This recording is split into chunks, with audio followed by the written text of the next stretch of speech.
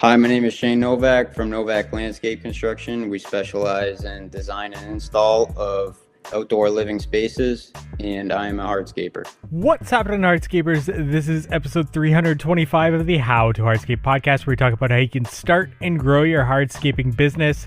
And on today's episode, we have another I Am a Hardscaper episode where we sit down with a hardscape business owner and do a deep dive into their business. And today we're joined by Shane from Nowak Landscape. From studying marine biology to working with his father at Nowak Landscape and doing beautiful designs, intricate inlays, including a mountain inlay, which you should definitely check out at Nowak Landscape on Instagram. That's spelled Nowak Landscape. But before we get into today's episode, we want to thank our sponsors. Cycle CPA. If you're looking for bookkeeping, accounting, CFO services, reach out to Cycle CPA at cyclecpa.com.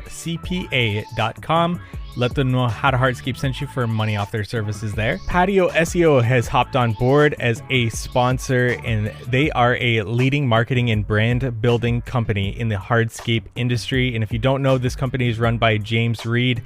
We've had him on the podcast a couple of times, some of our more popular episodes, and he owns hardscape businesses across the country. And now you can have access to the same in-house marketing team that he has access to at patioseo.com. So if you're looking for a killer website, targeted ads, or data-driven strategies to grow, check them out at patioseo.com.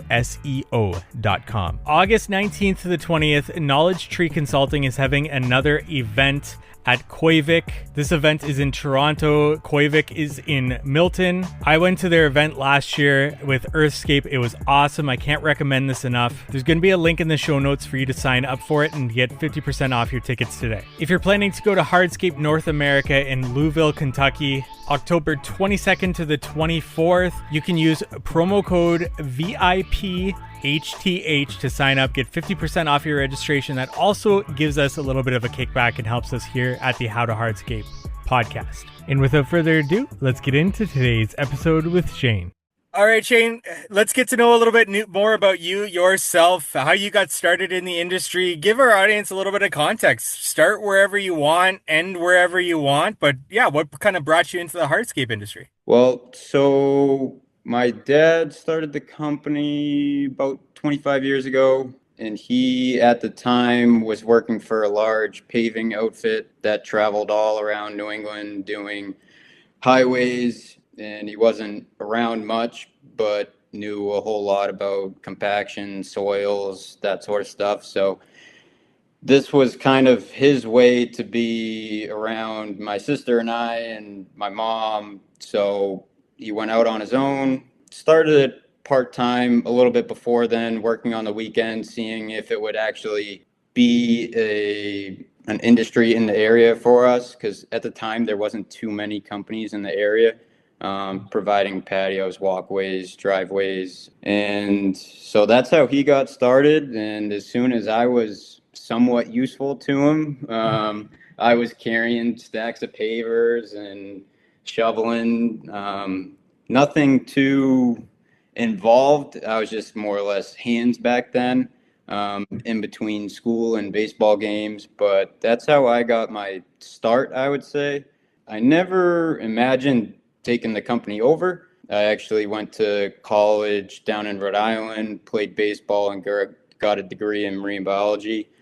Got out of school and then realized this isn't what I expected it to be. I ended up working for him on the weekends, and I actually enjoyed it then after seeing what a desk job involved. And I'm like, I get to play with toys, all the machines. I know what I'm doing. And at that point, I was getting really interested in the design aspect as well. So that kind of let me use another part that I wasn't doing before I went to school. I was more so low man on the totem pole and kind of filling in where need be, driving a truck around. But now that once I was out of school, I was doing designs, running the equipment, talking with customers. Then I enjoyed it more. So quite a change from marine biology into the hardscape industry there.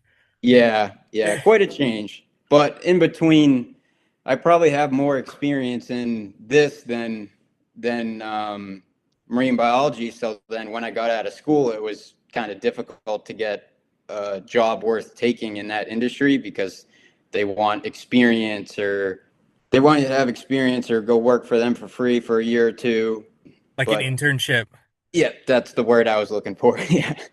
But when I was playing baseball or I was working for my dad during the summers or even during the school year, people could do internships. But I was doing my homework at like midnight, 2 in the morning, and after practice. And so trying to juggle all that. But it all ended up working out because I think I enjoy this so much more. You get to really see you know, I get dirty during the day, but then at the end of the day, I'm using computer programs. And for the most part, everyone's happy because you're building people something they've always wanted. And we're happy because we get to use machines and it's just fun. So get to do something different every day. It's not like going through paperwork and Is your dad still part of the business there with you?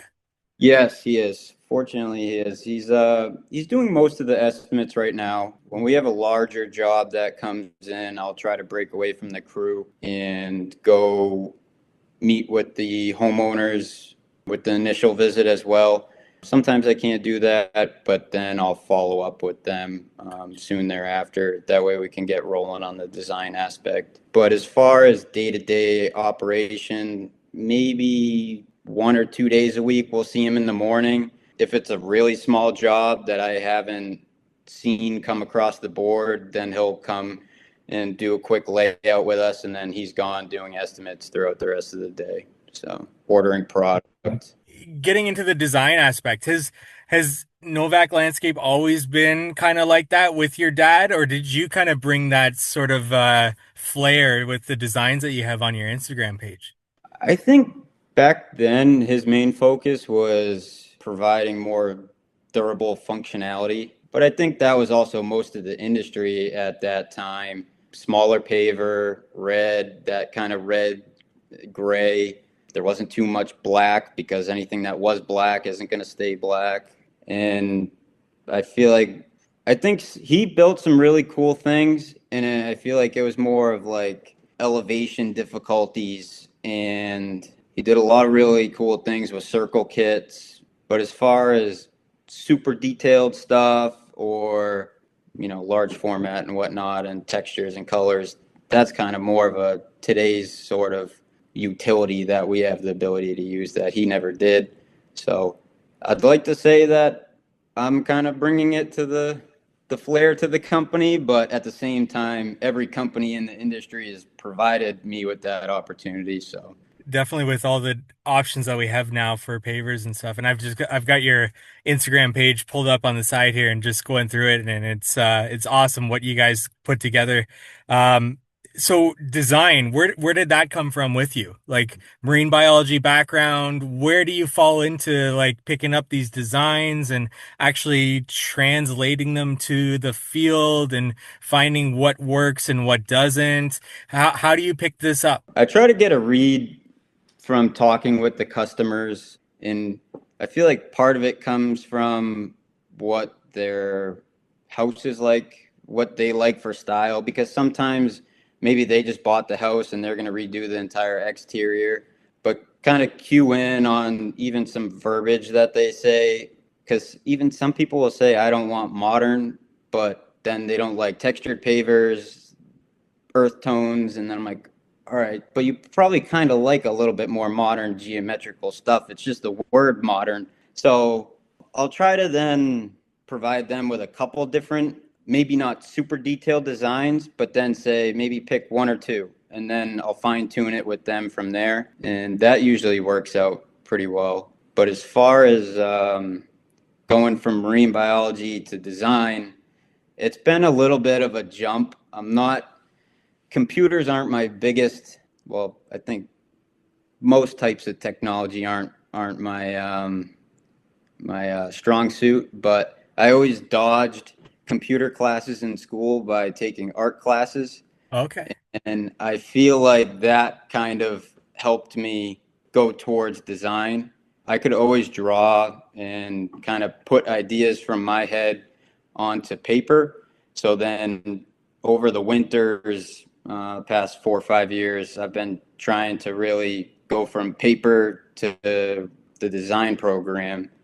And slowly but surely we're getting there. But I think this winter I had a lot of time, and there are a few jobs that came across the board that really forced me to sit down and and work out the kinks. So So those early designs that you were presenting to clients, that was with pen and paper basically. Were you able to get to communicate that to the client as to what it would look like, or was there a lot of trust there with those clients, especially with the early days in the pen and paper? there was a lot of trust there, but for the most part, I feel like providing people with a sample of the pavers, especially even a project that was a smaller scale, but they can actually see, you're not handing them one piece of a three-piece set and being like, this is what the patio will look like. You can say, this is a different patio. It'll be a different shape, but this is the exact same paver. This is what the border will be. So having a large portfolio that you can pick through and kind of say, if you combine the shape of this one with this paver, I think that's helpful. And how did you go about, especially in those early days when you weren't presenting like a digital design where now you can just show them the product and everything that's in it. So those pen and paper designs, how did you go about establishing that trust? Or is it like you said, showing them the portfolio and showing them say how long you've been in business and bringing out design or bringing out samples? Beyond that, how did you establish that trust, especially in those early clients where you're doing these more intricate designs? I think it all kind of comes back to the amount of time that my dad's been with the company, and a lot of our referrals and work are from people that have reached out because their mom or friend or someone has a lot of people have seen our work in person before and then reach out. That's probably 50% of our work or return customers. And generally, I think in the beginning, for a lot of those more intricate designs, a lot of those people had us do a walkway or a patio at a different house, and then they moved. So they knew me, they knew my dad, and I'd say, hey, I have an idea. And they'd be like, okay, go for it. I trust you. Like, it'll look good. I'm not worried. And that makes me feel great. And even having people reach out now and say, "Hey, I saw this. I want to see. This is kind of what we're looking for." They give me a few little details and they say, "Run with it." And I'm like, "Perfect." Like, all right, that's kind of how I that puts me in the best position to give them the best product, because I feel like when people say give you too much information, that then it can also hinder the thought process. I'd rather put more time into giving them more designs that are different and have them pick from it than I don't want to make a design that makes them think that I wasn't listening to what they were saying.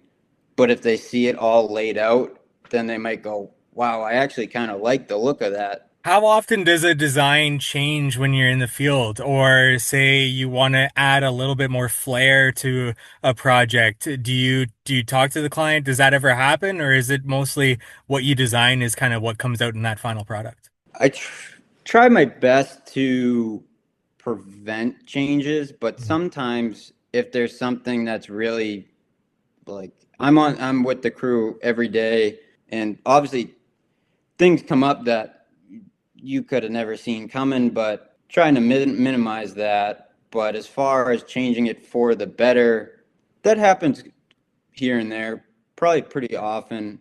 Even just little changes in curves. If it's a little change in curve, then we'll just roll with it. And but for the most part, we try to stay right on the design. At that same point, with having the customer's approval from the get go, kind of saying roll with it, then it's just we do whatever is going to make it best. So And everyone on the team knows do what looks best, do what's most durable. So that's kind of our goal with that. We want to take a break from today's episode to thank our sponsor, Cycle CPA.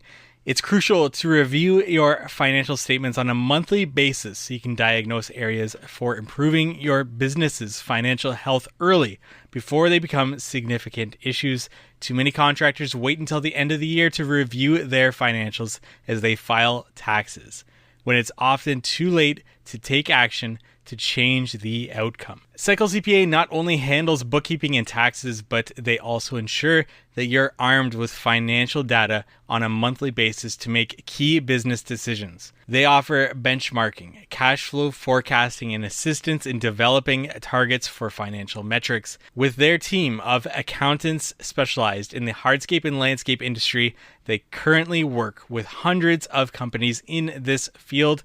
Visit cyclecpa.com, and for $200 off, mention the How to Hardscape podcast. Now back to our episode. I'm looking like at things like inlays. Do you design the inlay prior to them getting that acceptance, or do you ever come up with an inlay and be like, we should do this? What do you think of this? Especially like that mountain with the moon inlay, things like that. Do those ideas ever come up on the job site, or are those kind of thought out beforehand and thrown at the client? The more simple square ones, like intersecting squares that don't really require much cutting, those we kind of can just pop in if we're like, hey, there's a lot of one color here. Like if you have your dining room table here, we could square this off. What do you think about that? Those would be what I would approach the customer about kind of as we're going, especially in a smaller job. Maybe I wasn't at that estimate and we didn't really do like an official computer design for them, and they just want square gray patio. Then I'll be like, we could put a little flair in this with a little extra border we have. And generally they're all for that. But as far as the mountain one, that would take a lot more preparation. That actually took me maybe a little bit under a month. I did that during the winter in one of the paver company's garages. Just kind of, it started as I just kind of want to separate ourselves from other companies and show what we can do. So in the future, someone can say, oh, I want a mountain, or can you do this logo? It's like, yes, 100%. But to do that in the field, I would be out of my mind. Like there was really no easy way to trace any of that because nothing's angular.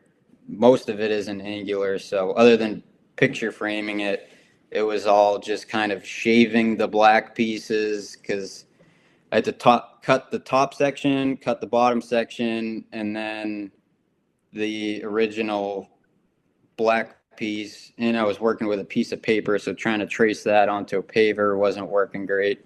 So it was a matter of, it was like I was whittling down wood to fit perfectly into the space, but I had a blast doing it. And we actually got to use that down at the NEHE Expo. They switched from that speed time install competition that H&A has to one year they did a design competition. So you could bring whatever you have in an 18 by 18 area and install it in a certain amount of time. And I was maybe halfway done with that. And the paver company was like, hey, do you want to do this? And at the time, a couple of our guys weren't around. So there was two of my friends didn't even work for us, helped me out just putting the pavers down. And then two guys that used to work for us came down and helped install that. So that was a good time. And we got some use out of that. And then we plugged it into that project that it finally sits at today. So that is actually at a client's place, that where it sits today, yeah? Yep. That's It's under awesome. a pavilion. It kind of acts as like a little area rug in front of the fireplace. Nice. So And then when you were doing that at NHE, you said you were partway through it. Did you finish it and did you win? we didn't win. We came in third.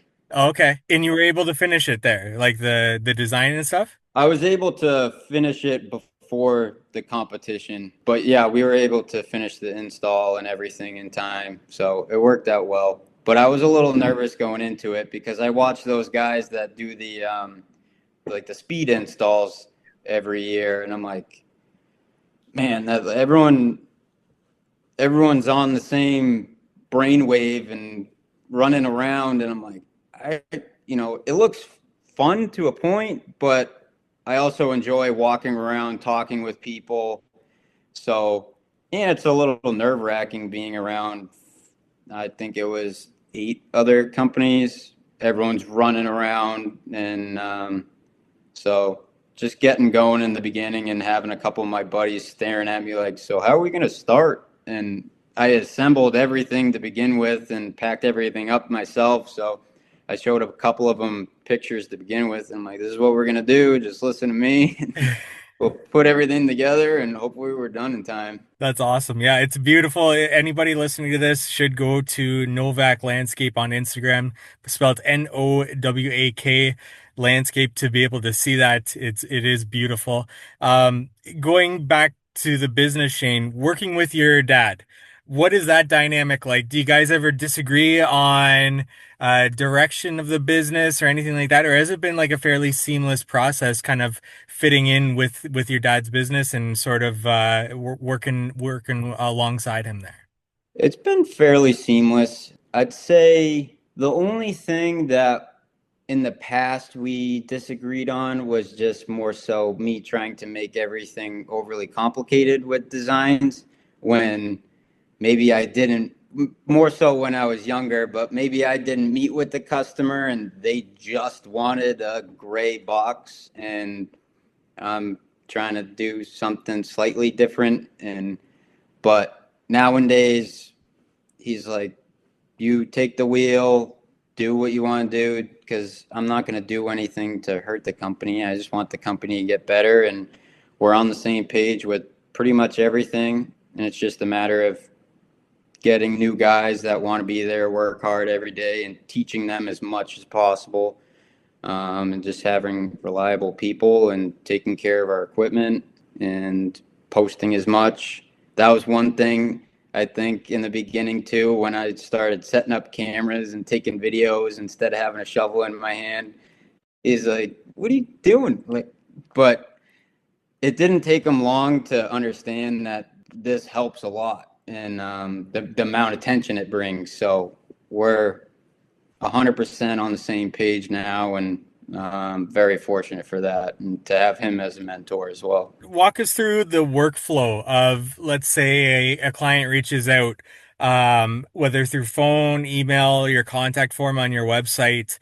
Does your dad take it from there, meets with them for the estimate, and then where do you fit in with the design and taking what he talked with them about on the estimate to be able to come up with the design? Or like what kind of projects it is that you also try to be out there for that initial consult, estimate, so on and so forth. What's that whole workflow like between you and your dad, from initial contact to actually getting to a design there? So we have a calling agency, so he doesn't get direct phone calls, or I don't, our phones aren't ringing all day, every day. So then we'll get emails that come in and I'm attached on all of them. So whenever someone calls the business line, it goes to the answering service. So then we can see the description of what the people are asking for. And as soon as, and maybe 4, 5, 6 o'clock hits, depending on when we end the day, generally it's earlier for my dad to start doing phone calls, but he'll call people between 4 and 7:30, because then after that he doesn't want to bother people. So he'll call people and gauge what they're looking for and when they can meet, and then he'll relay that message to me. I got estimates Monday, Tuesday, Wednesday, 2 this day, 3 this day. And if there's any that popped out that kind of have the potential to be large, or people said, I want an inlay, outdoor kitchen, fireplace, kind of everything having to do with outdoor living, then I'll go for that initial visit. That way I can I necessarily don't have to go back out and meet with them. But sometimes there's also those projects that people might say, I just want a patio, and then you show up and they want a sitting wall, fireplace, outdoor kitchen, or there's a possible pool in the future. Then I'll go out and meet with them. Or if they just say, I want a small area, but I also want to design, I'll go out and meet with them. That's really interesting. The call agency. How long ago did you guys start doing that? And what does that sort of like onboarding process with them look like so that they know what kind of questions to ask the client and like services that you guys actually do? First off, how long ago did you actually start with that call agency? I think it was at least 10 years ago, if not more, Wow. because I think it's important when you're calling that people want to feel like they were answered Yeah. and they can speak instead of just speaking to a voicemail. And then we also have an idea of what people want right off the bat. So it's kind of like someone filling out the contact form, which also sends us an email. And then we reply with either an email saying what time can we call, or just calling them. But I think the biggest pro to that is that my dad and I aren't on our phones 24/7, and we don't have to have work phones that are going off at 9, 10 o'clock at night because people, you know, say it's raining out and we're 2 or 3 days behind, and then someone calls at 9 o'clock or 10 o'clock and I'm trying to go to bed. Where are you? So it's and I can just get more done during the day to focus on the jobs at hand if the phone's not ringing a ton. So No, I love that. That's a great. And what was that onboarding like? What kind of discussions did you have with them in terms of, hey, we do this type of work, but we don't do this type of work? Say, like, if you, I don't know if you guys do or do not do like concrete, and maybe they just hear patio and they assume, yeah, they do that and send you a concrete lead or something like that. Like, what was that onboarding process like to ensure that they know exactly what it is that you do? they mainly just answer the phone as Novak Landscape Construction, but they send us everything. Okay. So they don't filter anything. So if someone's calling looking for lawn mowing, we just do hardscapes and stonework. But they'll send it to us, and we'll make sure we call those folks back and say, I'm sorry, we don't mow lawns. However, here's a good company for you to contact, just so it doesn't look bad on us that we didn't respond. And we'd like to hook them up with a good company, a reputable company as well. So they might not all be jobs that we'll take on, but we try to make sure we always respond to them. But yeah, the answering service doesn't filter the projects. We want to take a break from today's episode to talk about marketing. Are you looking to take your hardscape business to the next level? Well, this is brought to you by Patio SEO, the leading marketing and brand building company in the hardscape industry. And if you don't know, this company is run by James Reed, who owns multiple hardscape businesses across the country. And here's the kicker. You're not just getting access to any team. You're getting access to the very team that helped grow James's own companies, plus hundreds of others in the industry. Whether you need a killer website, targeted ads, or data-driven strategies to grow, Patio SEO has got you covered. They've been in your shoes and know exactly what works. We've had James Reed on the podcast a couple of times, and they're some of our more popular episodes, talking about branding, talking about how he's built companies across the country. And with that, he needs lots of leads, which means he's had to perfect his branding and marketing. And now you can have access to that same in-house team that he has access to for his own hardscape company. So if you're ready to build your brand and see some serious growth, check them out at patioseo.com. That's patioseo.com, or follow James on Instagram at road to 100ms. That's road to 100ms. Let's get your business the attention it deserves. Now back to the episode. The initial consult. Do you guys charge for that? And yes, no, and why not? We currently do not. I think part of it is because there isn't any. If many companies in the area that do. So it's always difficult being the first company that does. And it's been something that we've really thought about because fortunately right now my dad's going out and doing 2 to 3 estimates a day, and that costs a lot in fuel and time. But on the same hand, I think the past couple of years everyone's been saying, oh, it's gonna slow down, it's gonna slow down, we're gonna have a recession. So you don't really want to pigeonhole yourself and being the only company that's charging money off the bat. But I think when we do, it's not really a if, but when. I think it'll be something that you charge up front, but then we'll roll it. If you go with us, then we'll just put it as a deposit on the project. Yeah, I always like asking that question. I personally don't charge consult fee either, but I always like asking that question to see people's thought process behind something like that for sure. And then when it comes to doing a design, the client moves forward with you guys. Do you have any like set payment structure, or does it depend on the project? Say like 10% up front to get on the schedule, a certain percent when you're starting, leaving a certain percentage at the end. Any like particular payment schedule, or does it all depend on the project there? It all mainly depends on the project. Way back, my dad used to do just $100 to get on the schedule, and then I think it was 25% up front, and then just the rest when the project was finished. Nowadays, I believe it's 25% up front, and then same thing when we finish the rest of it. But if it's a larger project, then it's 25% up front and then a payment schedule as we finish certain aspects of a project. So if the kitchen's finished, if the patio's finished, that sort of stuff. Do you have a certain percentage that you try to leave at the end of the project, or once again, does that also depend on the project? It pretty much depends on the project because there's some projects that take us 2 months and the homeowner might just give us a check every week. I think oftentimes they'll, and thankfully in our case, homeowners will say, hey, I'm just going to give you a check now so I don't have to give you a big one in the end. Yeah. And I'm like, okay, I'll give it to my dad. This next question I ask every hardscape business owner that comes on the show, especially after talking about payments, because sometimes it has to do with that. But this is a horror story that or your dad has experienced in your time in business. Could be payment related, could be on the job site related. And this is more so to help those contractors just getting started.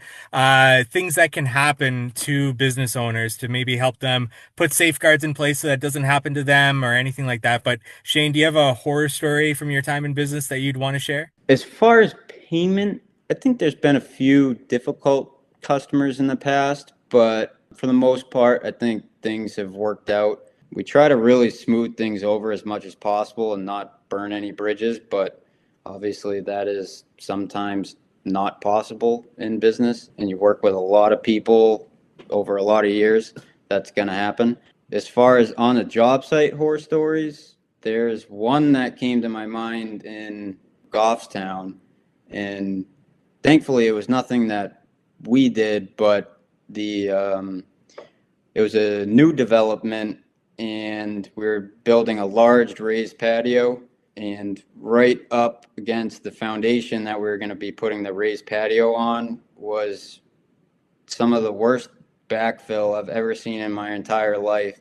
And it was never ending. And at the time, we only had a E35 excavator, small Bobcat, and we would have to build benches down so we could continue digging further and further down. It was just mulch, stumps, logs. It smelled terrible. And thankfully, we had space to dump the material behind the property.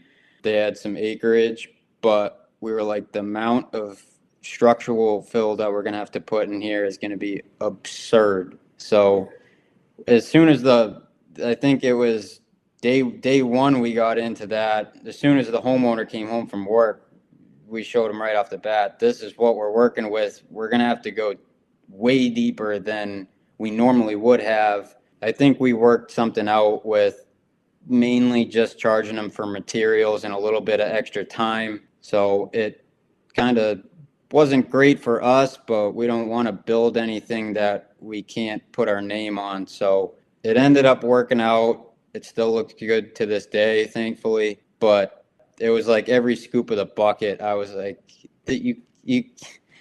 I have pictures of it, and I'm like, I can't even believe that we're pulling out like 24-inch wide trees Oh man. from right up against people's foundation, and it's 10 feet in the ground. I'm like, how? This is crazy. So, yeah, that got pulled out of there. Oh man, that's rough. Oh, And and then the we hit smell, I can water. only imagine the smell. Oh, it was brutal. And it was on a slope. We were getting a ton of rain. Oh, So then we work out of the back of our trucks a lot with the excavators and skid steers. So then we're putting everything in the trucks, backing it up to the back of the property and dumping it. And then I think we had like a week of rain and we couldn't even get the trucks up and down the slope. We're pushing them with the excavator. So we had to pull out for a couple of days, do a couple of the small jobs until it dried out. And then it was back to the nightmare. but the job got done and it still looks good to this day, so that's great. it, yep. Yep. Knowledge Tree Consulting, George and Peter of Oriole Landscaping. You've heard me talk about them on previous episodes. They have an event coming up August 19th to the 20th.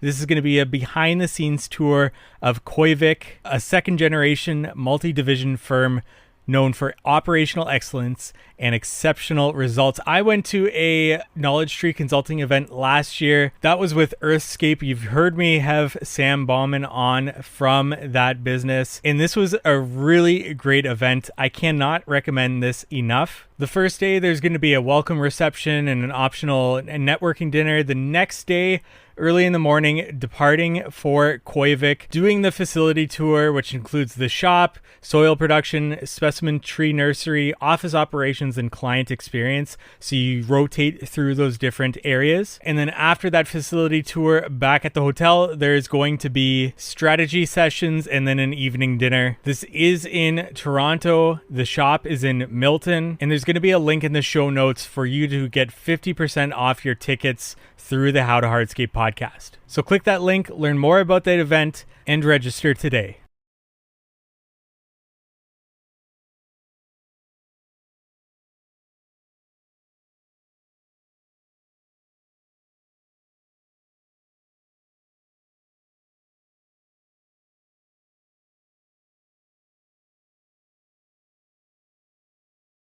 Anything in terms of installation methods that you like stand by in your business, pieces of equipment that you stand by in your business that has really helped you to get you to the point that you are today, installation methods or equipment, anything that you want to kind of touch on there. I think as far as install, I know there's a big divide between dense grade and open grade. And at least in our area, I know almost everyone is using open grade, but going back to my dad's previous knowledge of compaction and all that, he is very big on dense grade. Gotcha. So, and doing highways and asphalt work. So, but I also like open grade because it just makes sense. So we kind of pick and choose depending on what the job site looks like and what we think would be best. So we go back and forth a little bit with that. I think the biggest thing for us, though, is to get all the organic material out from underneath it and just getting proper compaction, because then you don't have callbacks and headaches in the future. I think our biggest thing with dense grade is ants digging through. We'll use 3/4 gravel, but we'll use chipstone on top, so that pretty much gets rid of the ants, but sometimes they still get in the gravel. But other than that, just getting rid of all organic material, and then you don't have an issue with freeze thaw. As far as tools, we like lattice blades. We just got a couple of the new Grabos, Oh yeah. and we like those a lot, especially if you're looking around before you do the joint sand or resin sand, and you're like, oh, that one's got a chip in it. And you can just pull it right out, and you're off and running instead of trying to get screwdrivers in there and pull it out. And so that saves a lot of time. Some of the guys don't like using them for when we're actually laying, because if we're using larger format, which also doesn't really make any sense because a lot of the vacuum equipment is for larger format, but at least the T handle, and you're using like the bigger piece in a 3-piece pattern, then you're kind of walking around like a crab trying to put the large pieces in. I like them, but not all the guys like using them. But at the end of the job, they work out great. Even if you see one that's a little low or one that's a little high, go over, pull it up. So we like those. Those things work great. And as far as products, can't really go wrong with any of the paver companies nowadays. They're making great stuff. We like the SEK poly sand. Their 8700 sealer is really nice too.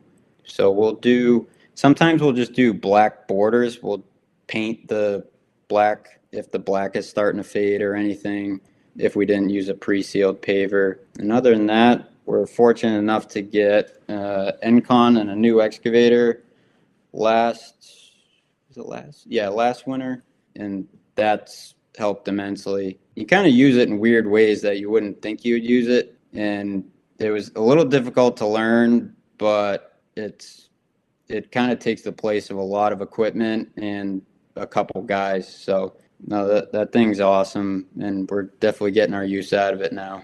Anybody that you'd want to give a shout out here on the podcast that has helped you along the way, or you look to for inspiration, whether that's online, offline, but anybody you'd want to give a shout out? I like Dan Preston's work and Shane from Royal Stone. I met them at a Ideal Paver event 2 winters ago, and they were great to talk to. I talked to Ken Sek from Pennsylvania on Instagram all the time, and my dad probably won't hear this, but he's one of my mentors, and I appreciate him as well.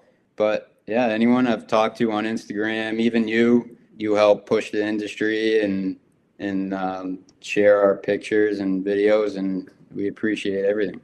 I appreciate that. Thank you. And that wasn't me fishing for a shout out there, but I No, I appreciate know. it. No, I appreciate it. In terms of something in your business that you're struggling with or working on currently in your business, yeah, it could be anything to do with office work or in the field, but anything that you're trying to work on or struggling with in the business. I think getting quality photography and videography of the projects we're putting out, because at the end of the day, well, for today, in an example, I thought maybe I'd be back at 5:30, and we could hop on at 6, and now it's 6:30, and then trying to get designs done after this, and you only have so much sunlight. Maybe it rains, and I can't go back to a job and take video and stuff. So it's tough balancing that, especially even when I'm on the job. Still doing quite a bit of building myself day to day. So GoPro helps, but I feel like also my GoPro videos don't look like everyone else's GoPro videos.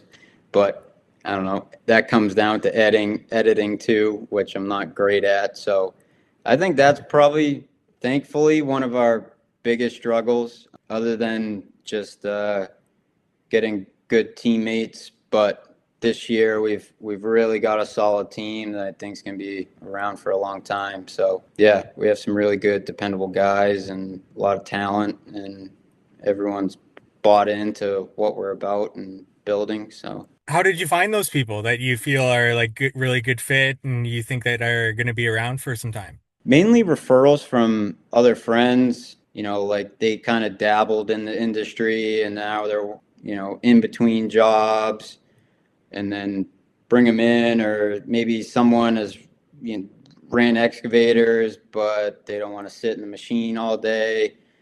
So come try this. You can be in the excavator 75% of the time, but maybe you also drive the truck, or maybe you don't want to drive the truck and you want to cut because it's fun and you're good at it. Well, try to see what different people like, because not everyone's going to be great at the same thing.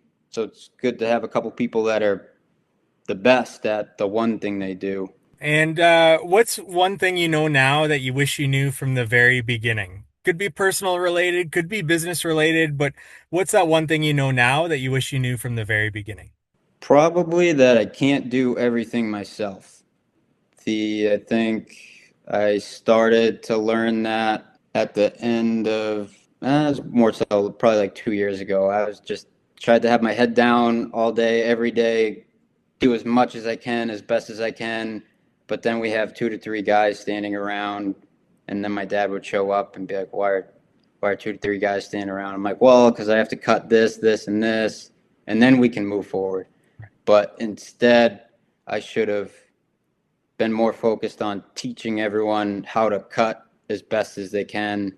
So now that I've realized that, that makes the team better instead of just running myself into the ground. So exchanging a little bit of what I think is speed in my brain now for, efficiency in the future, and not having to worry about, is his cuts good, is his cuts bad. If everyone, practices from day one, and me taking a step back and elevating everyone else, I think that's the biggest thing. Yeah. I'm still trying to learn that lesson. So that's a good one there. Me too, but slowly but surely.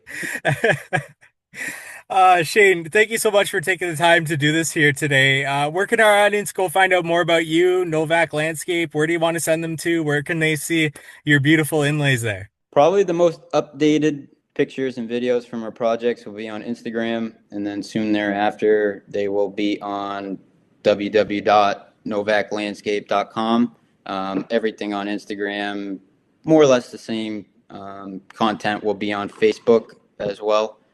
We also have a YouTube, which I need to do long form content videos, but I'm afraid to get in front of the camera. But one day I will do it. So currently I'm just posting shorts, and we also have a Pinterest that I'll put up pictures of projects here and there. Nice. I look forward to seeing more of your face on your YouTube channel. It's difficult at first, but it gets easier with each day. Okay.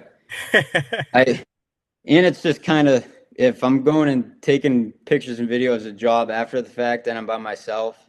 So I guess I could do the selfie sort of thing and walk around, but I feel like it's definitely helpful to walk around and explain why something is designed a certain way. Right. I just need to go and do it for once. So I'll be on you a little bit there, pushing you to do that, because it's helped my business. So you do much more beautiful work than I do. So I know that it'll only help your business even more. Thank you very much. I appreciate that. Shane, thanks so much for your time. Thank you for having me. Thank you for listening to today's podcast episode. Go check out Shane at Nowak Landscape on Instagram. That is spelled NOWAK Landscape. Show him some love and let him know that you heard him on the How to Hardscape podcast. And thank you for listening to the How to Hardscape podcast. We want to say thank you to our sponsors as well. Cycle CPA, if you're looking for bookkeeping, accounting, CFO services, reach out to Cycle CPA at cyclecpa.com. Let them know How to Hardscape sent you for money off their services there. PatioSEO.com. And now you know Patio SEO can take your hardscape business to the next level. James Reed and his expert team have built a reputation on success, not just for their own companies, but for hundreds of others just like yours. So don't wait. Visit patioseo.com to learn more and get started. But also be sure to follow James's journey on Instagram at Road to 100 M's. That's Road to 100 MS for behind the scenes tips and insights. And I do recommend checking that out and following along to that. Ready to build your brand? Patio SEO is here to help you every step of the way. August 19th to the 20th, Knowledge Tree Consulting is having another event at Koivik. This event is in Toronto. Koivik is in Milton. I went to their event last year with Earthscape. It was awesome. I can't recommend this enough. There's going to be a link in the show notes for you to sign up for it and get 50% off your tickets today. If you're planning to go to Hardscape North America in Louisville, Kentucky, October 22nd to the 24th. You can use promo code VIPHTH to sign up, get 50% off your registration. That also gives us a little bit of a kickback and helps us here at the How to Hardscape podcast. And we look forward to meeting you next week on the How to Hardscape podcast.